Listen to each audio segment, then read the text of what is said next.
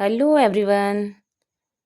पिछली क्लास में हमने मुग़ल साम्राज्य के बारे में, मुग़ल साम्राज्य के संस्थापक के बारे में और उनके तीनों युद्धों के बारे में पढ़ चुके थे। ठीक है, तो मुग़ल साम्राज्य के संस्थापक कौन है? बाबर। और बाबर के द्वारा लड़ी गई 3 युद्ध, जिसमें से पहला है पानीपत का युद्ध, खानवा का युद्ध और चंदेरी का युद्ध। चौथा युद्ध घाघरा का युद्ध के बारे में हम लोग पढ़ेंगे और बाबर के बारे में भी डिटेल से हमने उस क्लास में पढ़ा था। तो आज हम घाघरा का युद्ध पढ़ेंगे, जो कि 6 मई 1529 ईस्वी को हुआ था, जिसमें से बंगाल और बिहार की संयुक्त सेना प्लस मुग़ल की सेना, है ना, बंगाल की सेना की ओर से नुसरत शाह और महमूद लोदी और बिहार की सेना का नेतृत्व मोहम्मद शाह नूहानी, यानी बंगाल और बिहार ये दोनों के जो संयुक्त सेना थे वो, और मुग़ल की सेना जिसमें से बाबर प्रमुख था। ठीक है, इन दोनों के बीच युद्ध हुआ और परिणाम आप भली भांति जानते हैं कि उन तीनों युद्धों में बाबर की ही विजय हुई। तो फिर बाबर पीछे कैसे रह सकते हैं इस बार भी, है ना। तो परिणाम ये हुआ कि बाबर विजयी रहा, है ना, और विजयी होने के साथ साथ अपने साम्राज्य का विस्तार भी किया। साम्राज्य विस्तार के साथ साथ करीब 48 वर्ष की आयु में 27 दिसंबर 1530 ईस्वी को बाबर की मृत्यु हो गई। ठीक है, बाबर की मृत्यु के बाद सबसे पहले तो इसके शव को आगरा के आराम बाग में रखा गया था। उसके बाद अंतिम रूप से काबुल में इसको क्या किया गया? दफनाया गया। काबुल में एक बहुत ही मनमोहक जगह है, स्थान है, वहाँ पर इनको दफना दिया गया। ठीक है, बाबर की उपलब्धियों की बात की जाए तो बाबर कुषाणों के बाद, है ना, कुषाणों के बाद ये पहला शासक था जिसने काबुल और कंधार को पूर्ण रूप से अपने नियंत्रण में रखा था। इसने पूरे भारत में अफगान और राजपूतों की शक्ति को समाप्त कर मुगल साम्राज्य की स्थापना की थी। कौन? तो बाबर।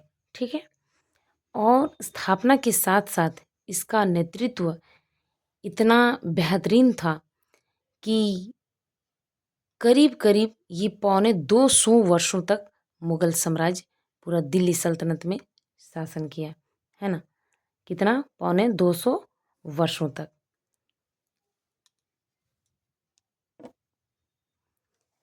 इसके साथ साथ बाबर एक योग्य शासक होने के साथ साथ तुर्की भाषा का क्या था? विद्वान था। और इसने तुर्की भाषा में अपनी एक आत्मकथा बाबरनामा, जो कि बहुत ही फेमस है ना, चर्चित रचना है ये, उसका क्या किया? रचना किया। किसका? तो बाबरनामा। ये तुर्की भाषा में था और ये बाबर का आत्मकथा था। बाद में इसी बाबरनामा को अनुवाद फारसी भाषा में किया गया और वो करने वाले व्यक्ति थे अब्दुल रहीम खान खाना। इसके साथ ही बाबर को मुबैयान नामक पद शैली का भी जन्मदाता माना जाता था। कुछ इतिहासकारों का भी मत है बाबर के बारे में, थोड़ा इसे भी जान लीजिए।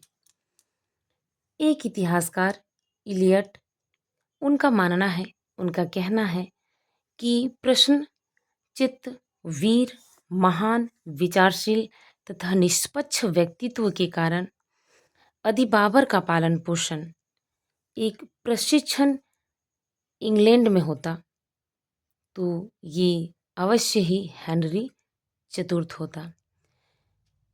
इंग्लैंड के राजा हेनरी चतुर्थ के बारे में बताया गया है कि बाबर इतना, इसका व्यक्तित्व बेहतरीन था, इसका कार्य करने का क्षमता, युद्ध करने की रणनीतियाँ इतनी बेहतरीन थी, इसका विचारशील सोचने का ढंग, है ना, वीरता, इन सभी व्यक्तित्व के कारण अगर इसका प्रशिक्षण और भी अच्छे तरीके से अगर इंग्लैंड में होता तो ये किसके जैसा होता? हेनरी चतुर्थ के जैसा होता है ना। ये किनका मानना है? इलियट के। तो बाबर की मृत्यु के बाद, बाबर के बारे में हमने जाना इतना कुछ, उसके बाद जब इसकी मृत्यु हो गई तो आप सभी को पता ही है कि मृत्यु के बाद उनका बेटा अगर योग्य रहता है तो ज़रूर ही वो गद्दी को संभालता है। तो बाबर का बेटा जो होता है हुमायूं, वो गद्दी पर बैठता है, मुग़ल साम्राज्य का शासन बागडोर संभालता है। इसका शासनकाल 1530 से 1556 तक। इसका शासनकाल भी 2 भागों में बाँटा गया है। हुमायूं के बारे में हम पूरे डिटेल से और बहुत ही बेहतरीन तरीके से पढ़ेंगे। आज तक के लिए बस इतना ही। Bye bye. Thank you.